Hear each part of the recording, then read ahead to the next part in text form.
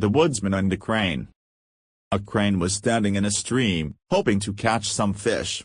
A huntsman was crawling through the bushes on the riverbank, and spotted the crane. He'd not caught anything that day, and carefully readied his bow and arrow. He took aim and sent an arrow flying towards the crane. The crane heard the movement of the arrow through the air, and raised her wings. Just as she was airborne, the arrow hit her in the thigh. She squealed, but was able to stay in the air and fly away. She didn't get very far before the pain forced her down.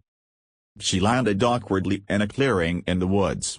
A woodsman who had been working there, gathering branches, found the poor crane. He took pity on her, and dropped his wood, and carried the crane to his hut. There he removed the arrow, and applied some herbs to help heal the wound. The woodsman took good care of the crane. He fed her and changed her dressing every day. As her wound healed, the crane fell in love with this kind woodsman.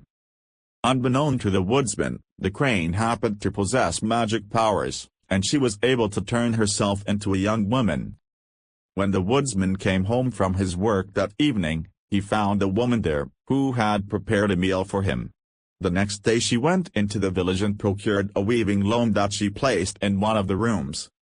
That night the woman explained to her husband that she'll be weaving cloth for him to sell in the market. That way they can earn much more money than he can possibly make from selling wood. But she warned him that he must never come into the room when she is working, or something really bad will happen. Weeks and months passed.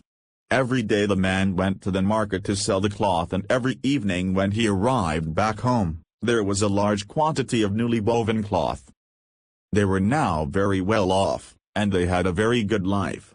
One day the man became curious, and he determined to see how his wife managed to produce all this very fine cloth day in day out. He set off for the market as usual with the cloth, but once out of sight of the house, he hid the cloth behind some trees, and went back to the house. Keeping very quiet, he crept up to the room where she worked.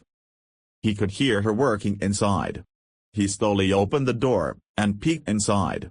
To his great shock, there working at the loom was the crane he rescued. Immediately the magic spell was broken, and the crane returned to her natural state. Because he could not control his curiosity, the man lost his wife, and his income from selling the cloth she used to weave.